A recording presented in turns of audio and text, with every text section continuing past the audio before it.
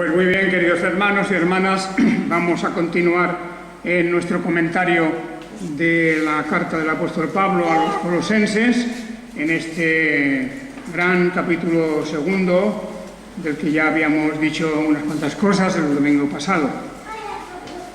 Y quisiera, naturalmente, hoy volver a decir unas palabras respecto al pasaje anterior, para recordaros a todos de que el apóstol está escribiendo la carta a los colosenses, que también iba a pasar a los laodicenses, a otra iglesia, la iglesia de la Odisea, y que en esta carta él expresa, por una parte, su gozo y alegría en cuanto a que hay muchas cosas positivas en esa congregación, en los hermanos, hermanas, y ciertamente que eso le produce una gran alegría, porque él no había fundado aquella iglesia, él no había estado nunca en la iglesia de Colosas o en la iglesia de la Odisea, y a pesar de eso, los informes que él tenía a través de su colaborador Epafras,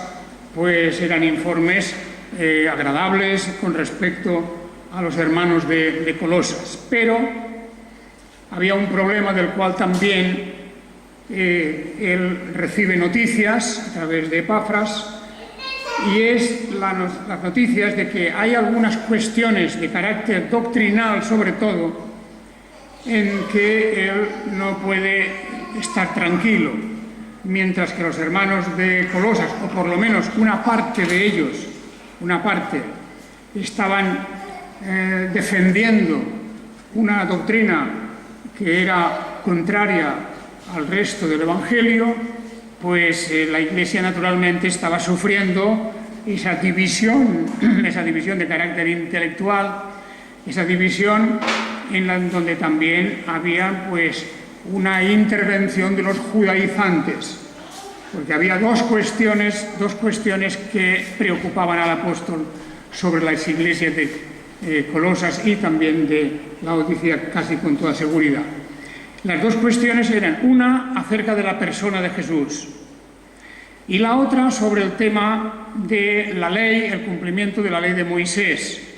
De manera que algunos también, como ya hemos visto en otras cartas, intentaban de alguna manera introducir en la naciente iglesia cristiana ciertas prácticas del judaísmo, sobre todo la circuncisión, porque introduciendo la circuncisión se derivaba inmediatamente la sujeción a toda la ley de Moisés.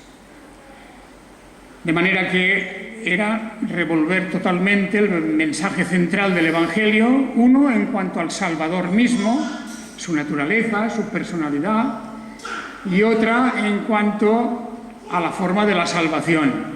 Porque si ellos se circuncidaban, estaban obligados, como digo, a cumplir la ley de Moisés, y por tanto su salvación no sería por gracia, sino que sería por las obras de la ley. Y eso es completamente opuesto al verdadero evangelio de nuestro Señor Jesucristo. Aquí tenemos una cuestión de fe, una cuestión de desarrollar y desvelar un misterio. ¿Os acordáis? La semana pasada hablábamos del misterio. En esa palabra, que luego en latín se llamó sacramentum, se viene a indicar algo que Dios guarda en secreto, pero que llegado un cierto momento, Dios lo revela, Dios lo manifiesta. Hay un misterio de Dios respecto a la persona misma de Jesús, pero ese misterio, llegado el cumplimiento de los tiempos, se va a desvelar. De manera que lo que antes era misterio y que por lo tanto nuestra mente no podía captar, no podía entender, Dios se encarga de revelarlo y lo convierte no en un secreto, sino en algo visible, en un símbolo visible o en algo, una cosa que es visible, o incluso en una persona visible, humanamente hablando. El misterio, por tanto, no es una especie de secreto irresoluble o de una especie de cuestión que va a permanecer siempre en nuestra mente sin poder encontrar la solución, sino que ese secreto, ese misterio, llegado el cumplimiento del tiempo que Dios ha fijado, Dios lo revela, Dios lo manifiesta. Y la fe cristiana no es una fe de misterios o de sectas secretas, ni de nada que pueda conducir a la gente a buscar a ciegas, tanteando a ciegas por un lado o por otro, sino que en todo momento la revelación de Dios se encarga de darnos a conocer el contenido y el significado de ese secreto, de ese misterio. Naturalmente que esto requiere el conocimiento de la palabra de Dios. La Escritura es el vehículo, es la manera de llegar a conocer los misterios o secretos de Dios, porque aquí tenemos la revelación. Y ciertamente que hay algunos momentos en que el Señor Jesucristo, por ejemplo, utilizó parábolas para hablar y muchos no entendían. Muchos no entendían el significado de aquellas parábolas. Sin embargo, hablando a sus discípulos, les dice que a ellos sí que se les ha concedido el privilegio de poder entender el significado de aquellas palabras. Y a veces de una manera rápida o a veces de una manera lenta y torpe, pero al fin y al cabo los discípulos y los que están alrededor de Jesús llegaban a entender, incluso por la propia explicación directa y clara de él, el significado de aquellas parábolas.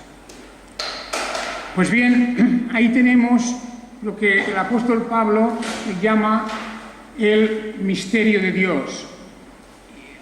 La semana pasada, al final del versículo 2, dice: a fin de conocer completamente el misterio de Dios, el Mesías,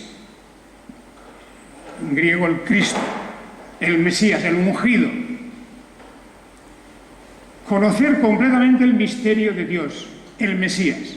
De manera que nosotros tenemos los medios, instrumentos que están en la palabra misma, en la revelación, para conocer plenamente el misterio de Dios, que es el Mesías. Es como si dijéramos el principal misterio. Hay muchos misterios. Hay muchas cosas que Dios ha reservado, secretas, para Él mismo, que no las ha revelado. Las cosas reveladas son para nosotros y para nuestros hijos, pero las cosas secretas son de Dios. Hay cosas reveladas y cosas que se mantienen todavía secretas. Por cierto, y un paréntesis que abro aquí. Esta mañana, viendo las primeras páginas de un periódico importante, nos habla de el gran físico, matemático, astrofísico, Stephen Hawking.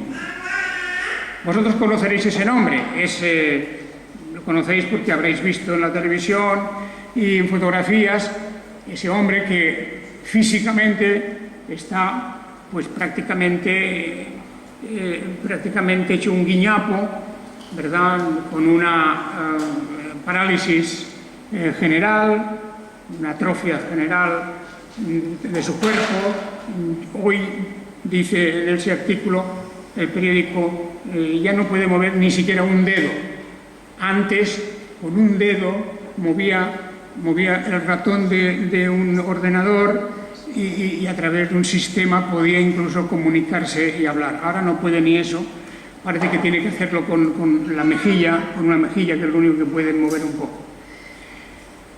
Este señor, del cual hay libros muy importantes, y no podemos despreciar su conocimiento y su sabiduría de ninguna manera, pero claro, tiene, como muchas personas, en donde no hay fe, pues solamente la razón, solamente la lógica funciona. Y en una gran conferencia que hay hoy en Tenerife, en relación con la cuestión del universo, a través de los observatorios que hay allí, pues él ha hecho unas declaraciones ya a ese periódico, y allí en las conferencias continuará haciendo. Y él últimamente habla mucho de cuestiones religiosas. Y a medida que pasa el tiempo, y a medida que está peor todavía, se reafirma en decir que Dios no existe, que no hay Dios, y que, por lo tanto, él se declara totalmente ateo. Yo leí hace 4 años, prácticamente, casi 4 años, cuando salió su libro, El diseño inteligente, leí sus teorías. Allí no estaba tan seguro si había Dios o no había Dios, más bien decía que no se podía pronunciar. Pero ahora, pasados 4 años, este científico viene a decir que está convencido que no hay Dios, que no hay ninguna cosa que pueda estar por encima de la realidad de lo que la mente humana es capaz de conocer. De manera que él ha centrado todo su saber, toda su sabiduría humana en la idea de que Dios no existe. Naturalmente, la existencia de Dios es una cuestión de fe. Por tanto, si no hay fe, no podemos hablar en el mismo plano.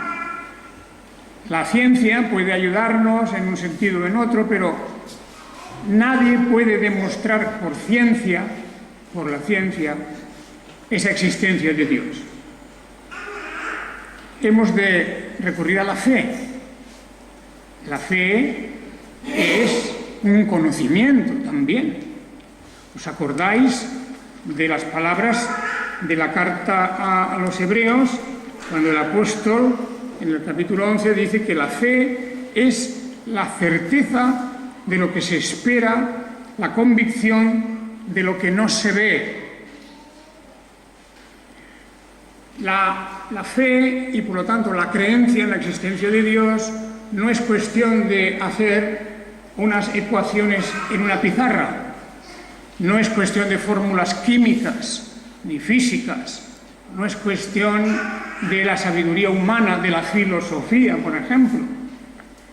La fe, dice, es una certeza, es una convicción, y la fe sabemos que es un don de Dios. Es un don de Dios, es un don de Dios. Nadie puede fabricar la fe por sí mismo. De manera que tengamos cuidado, como muchas personas dicen, yo tengo mucha fe. Bien, se lo dice él mismo o ella misma, se lo dice esa persona que tiene mucha fe. No sé cómo se mide eso, pero hay personas que presumen, blasonan de tener mucha fe. Y lo único que podemos presumir, si puede llamarse así, es que Dios nos ha hecho el favor de darnos la fe.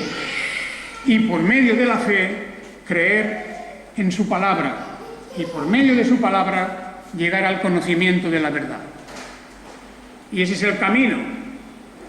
Naturalmente, un hombre como Stephen Hawking, al prescindir completamente de la idea de Dios, por supuesto, prescindir completamente de la revelación que tenemos en las Escrituras, pues llega a decir que los milagros son imposibles, que no hay milagros porque no están en el terreno de la ciencia.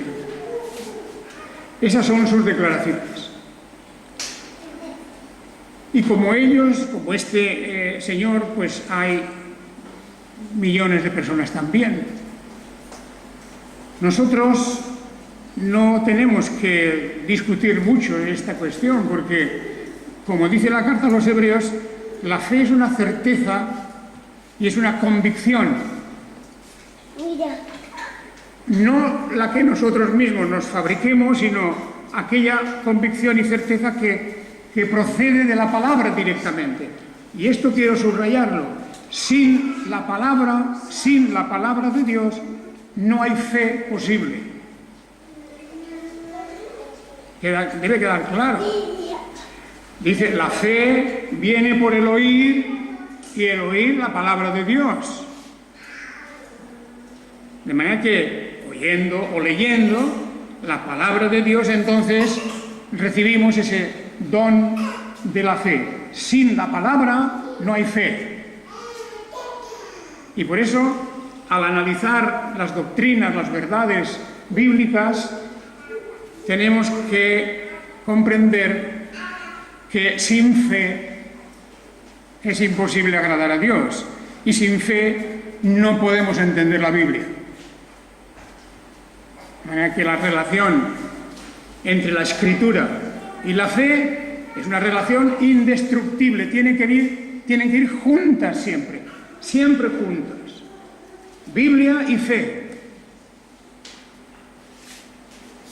Porque yo he oído decir a personas, es que yo tengo mucha fe. Y le pregunta, ¿y la Biblia la conoce? No mucho, pero yo tengo mucha fe. Lo cual es imposible, no se puede. En la medida en que hay conocimiento de las Escrituras, así habrá fe. Y no lo digo solamente para el incrédulo que está en la calle, lo digo también para nosotros mismos. Hay una relación entre conocimiento de la palabra y fe. Quien lee poco la Biblia, poca fe puede tener. Dicho de una manera clara. Quien no escudriña la Escritura, pues tendrá un nivel de fe elemental poquito. Porque la Escritura no solamente es cuestión de leerla, sino de escudriñarla. Es decir, realmente poner nuestra atención y nuestros sentidos y buena parte de nuestro tiempo en comprender y analizar la palabra de Dios. Porque están vinculadas la fe y la Escritura y el conocimiento de la Escritura. Bien, aquí tenemos pues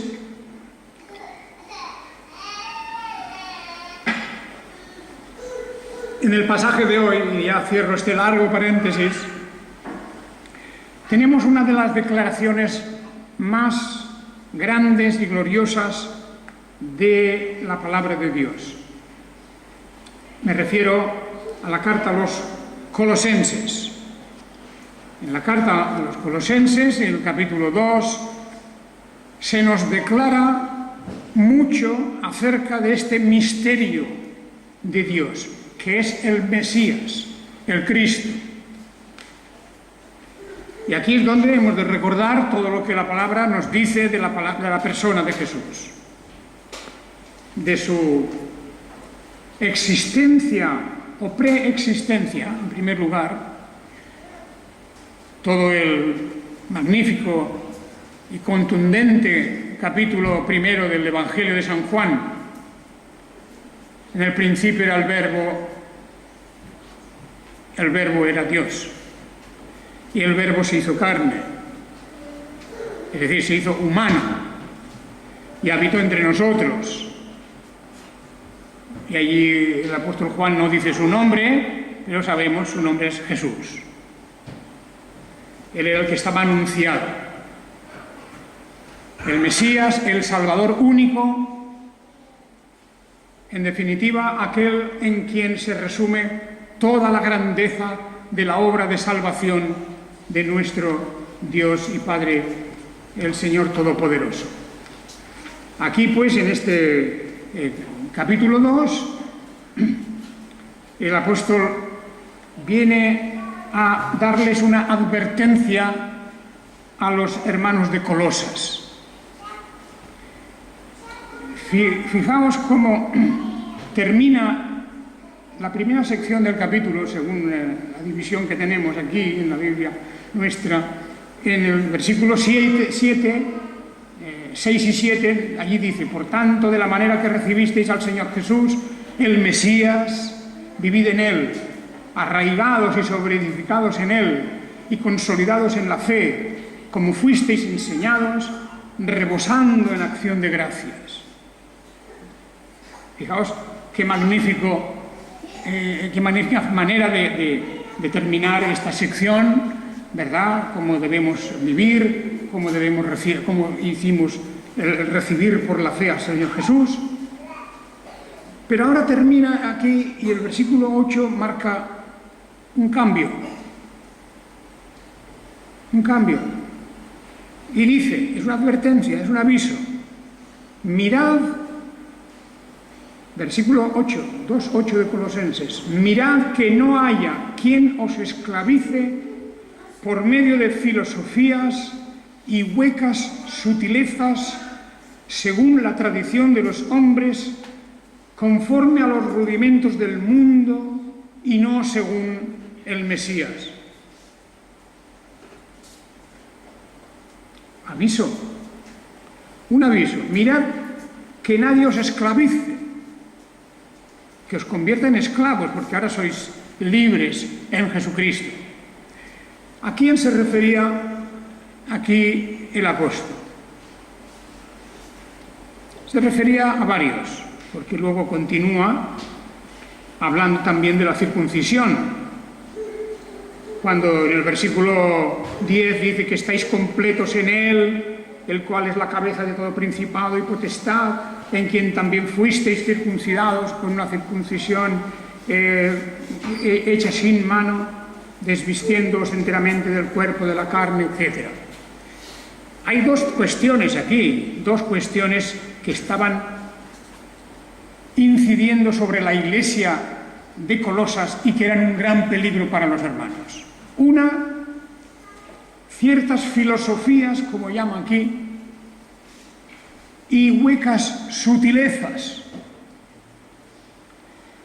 Los griegos, los romanos y muchos del mundo antiguo que no tenían otra distracción que la discusión, los discursos y, en fin, todo aquello que por medio de la palabra pudiera ser el llevar a la gente de un lado para otro, convencer a la gente de alguna cosa. Y por eso el apóstol dice: mirad que no haya quien os esclavice por medio de filosofías y huecas sutilezas. La verdad es transparente y maravillosa, pero la verdad tiene muchos imitadores. Hay muchas imitaciones de la verdad. Los sofismas y toda aquella clase de oradores, los llamados sofistas, tenían la habilidad de presentar un tema de una manera, convencerte de que eso era así, y luego a continuación te lo presentaban al revés y también te convencían de que era así. Las dos cosas. Porque entre la verdad y la mentira pues puede haber una muy pequeña distancia. Y las personas que son, como dice aquí, sutiles, muy finas, para hablar de tal manera que convenzan a alguno de una cosa o de su contraria, es igual.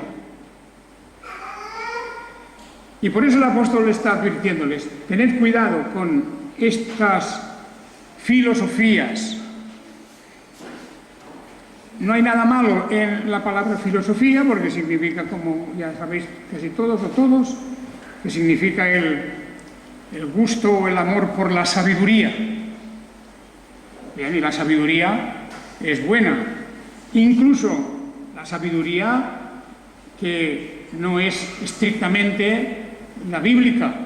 Hay sabiduría dentro de lo que Dios ha creado, la creación entera, con con sus leyes, con toda su estructura, pues el conocimiento de lo que Dios ha hecho, ha creado, produce indudablemente gran sabiduría. Y la sabiduría es un don de Dios, pero dice la Biblia que el principio de la sabiduría es el temor de Dios, o sea, el respeto a Dios.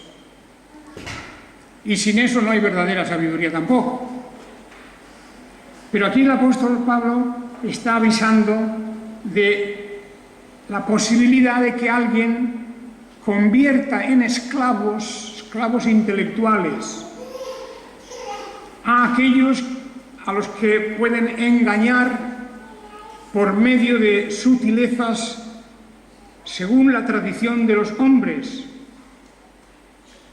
Dice, conforme a los rudimentos del mundo, conforme a ciertos principios que hay en el mundo y no según el Mesías.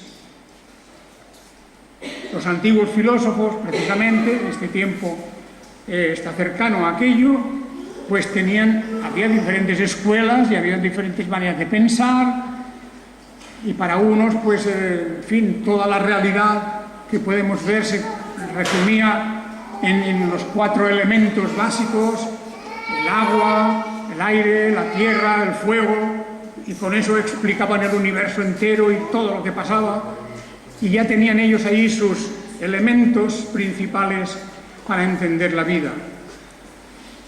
Y todavía en este tiempo se hablaba de esas cosas.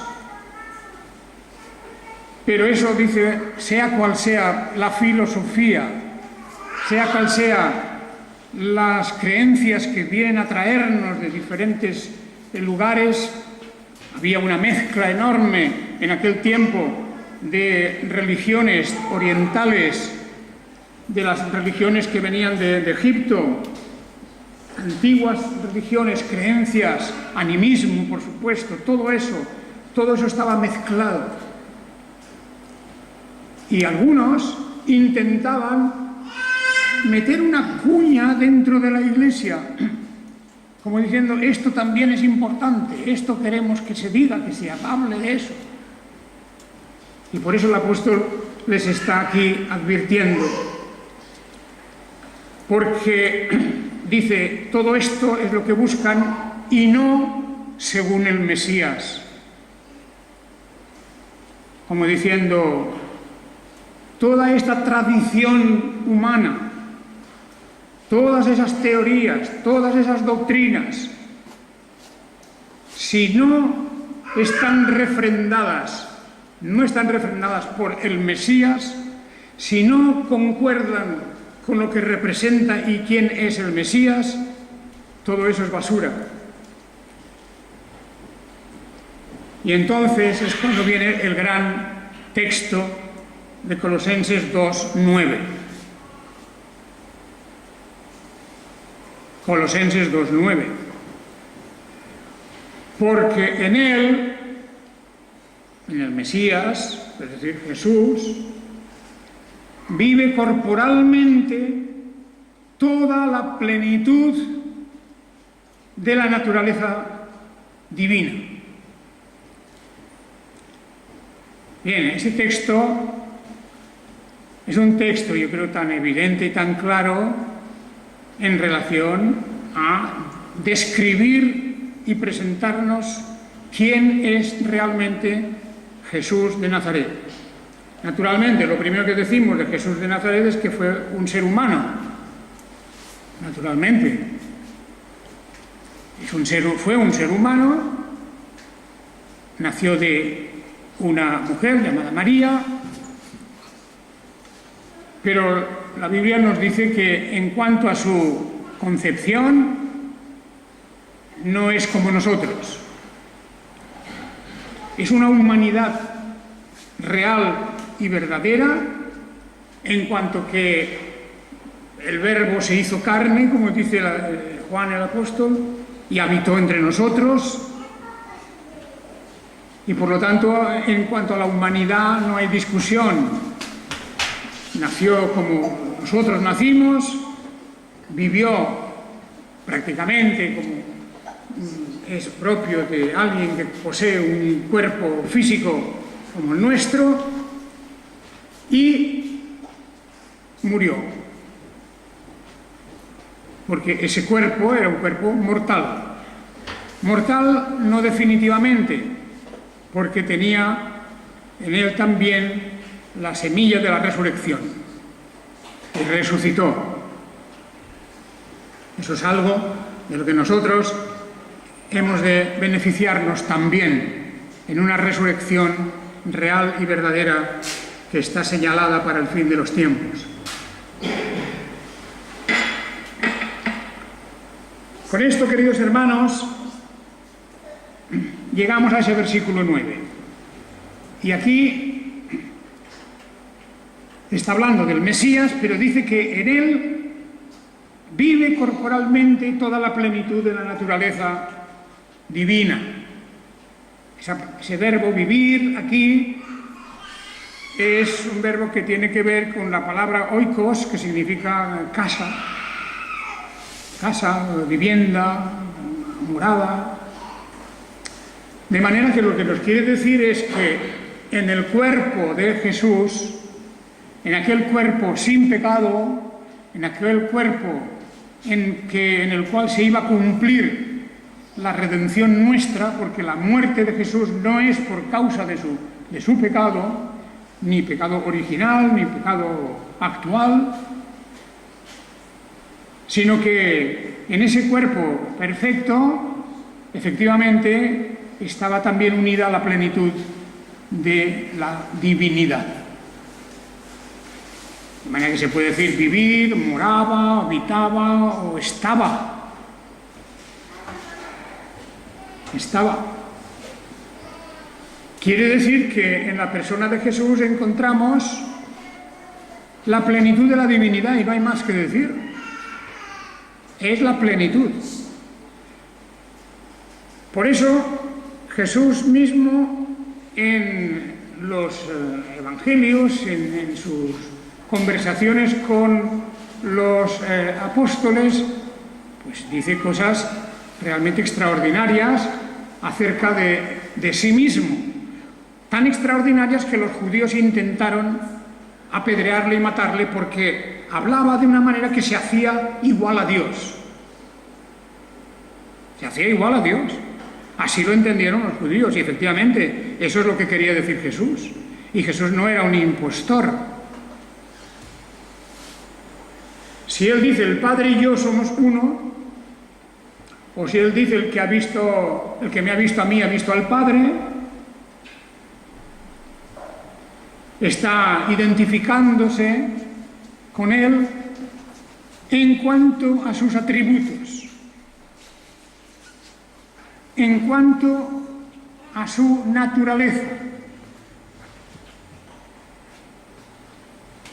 El que me ha visto a mí ha visto al Padre. El Padre y yo somos uno. Y ahí está hablando de la unidad de naturaleza. Y eso es absolutamente esencial para que el sacrificio en la cruz de Jesucristo tenga la virtud de redimirnos, de expiar nuestro pecado, de limpiarnos de nuestras culpas, no porque fuera una buena persona, no porque había hecho milagros, no porque atendía a los pobres, sino porque en Él está la plenitud de la divinidad. Es Dios. Así, no un Dios, sino Dios, hecho humano. De eso también da testimonio los profetas y de eso tenemos en las Escrituras tal abundancia, tan grande, pero siempre con el recuerdo de que estamos hablando de un misterio. Estamos hablando de algo que ha permanecido oculto, sin revelar durante milenios y milenios. Pero que llegada la plenitud de los tiempos, llegado el momento, Dios lo reveló, lo manifestó a través de la encarnación, de su propia encarnación, porque aquel que se encarnaba en la Trinidad personal de Dios era llamado el Verbo, el Logos, era llamado el Hijo unigénito, que se hizo carne, sin dejar por eso de ser Dios, porque esto es lo que nos está diciendo la carta a los Colosenses.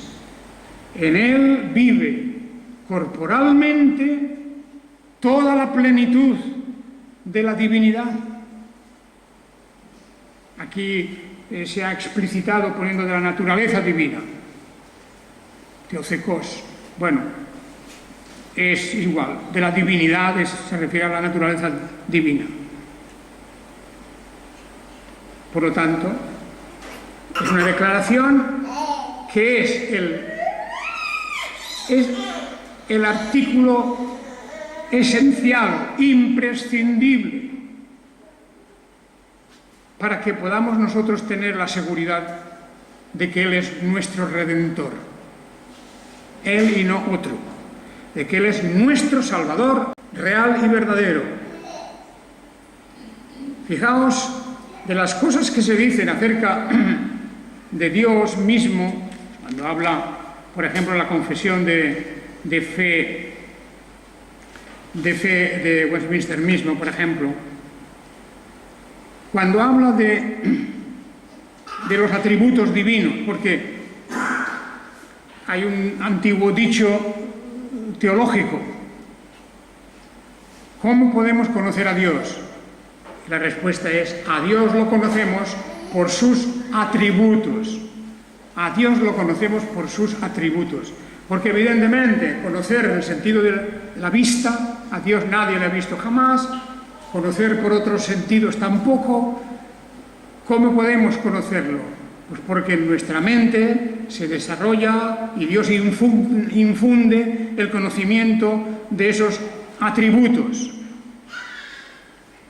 Infinito en su ser y perfecciones.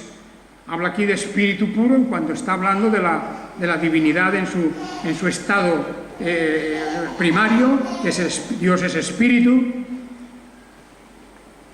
Continúa hablando inmenso, eterno, incomprensible, todopoderoso, sapientísimo, santísimo, libre, absoluto, que hace todas las cosas según el consejo de su propia voluntad, que es inmutable y justísima, y para su propia gloria.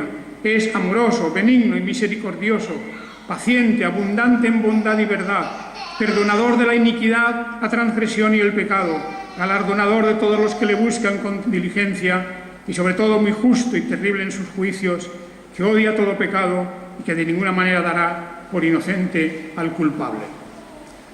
Todo esto es aplicable a nadie más que al Señor Jesucristo. En cuanto que estamos hablando de Él como Dios hecho humano. El Verbo se hizo carne y el Verbo era Dios. Y nada menos que, claro, todas las otras cosas que está diciendo de Dios como Espíritu, pues ahí se atribuyen a Dios Espíritu. Pero en el momento en que Dios habitó entre nosotros y vimos su gloria, la gloria del unigénito. En ese momento, ahí tenemos que por fin el misterio, el secreto, se ha desvelado. Y nosotros hoy conocemos ese secreto guardado desde las edades y edades y edades del pasado hasta el momento en que se produce el nacimiento y la venida de Jesús hecho carne. El Verbo se hizo carne y habitó entre nosotros. Bien, ahí tenemos, queridos hermanos, tocaba hoy hablar de esta cuestión que es central. Hoy vemos, como desde hace ya 21 siglos, vemos grupos de toda clase, sectas de toda clase. Ahí están los gnósticos, ahí están pues todos aquellos que de alguna manera repiten los mismos errores que se repitieron pues hace 500, 800, 1000, 2000 años. Ahí están los docetas, ahí están los que hablaban de Jesús pues como una especie de pensamiento intangible, ¿verdad? Alguien que se infiltraba en nuestro pensamiento y había una mezcla en nosotros de lo divino y lo humano. Y tantas teorías y teorías. Cuando la Biblia en esto es mucho más sencilla y más clara y nos dice que en el principio era el Verbo y el Verbo era Dios y el Verbo se hizo carne y el Verbo habitó entre nosotros. Por lo tanto, cuidemos esta cuestión mucho. El apóstol Pablo, preocupado por los colosenses, y hoy día pues también vendrán por un lado mesiánicos trayendo una vez más la ley de Moisés para esclavizarnos. Vendrán otros que hablarán de una salvación que en realidad no es completamente de Dios, porque mezclan las obras y mezclan los méritos y mezclan una redención que no nos la proporciona Jesús, porque el único que puede perdonar el pecado es Dios. Y según ellos, si Jesucristo no es Dios, no puede perdonar pecados. El pecado lo perdona Dios únicamente. Y así lo entendieron los que escuchaban al Señor Jesucristo, que es bendito por todos los siglos y glorioso en su poder y en su misericordia. Que el Señor os bendiga a todos. Amén.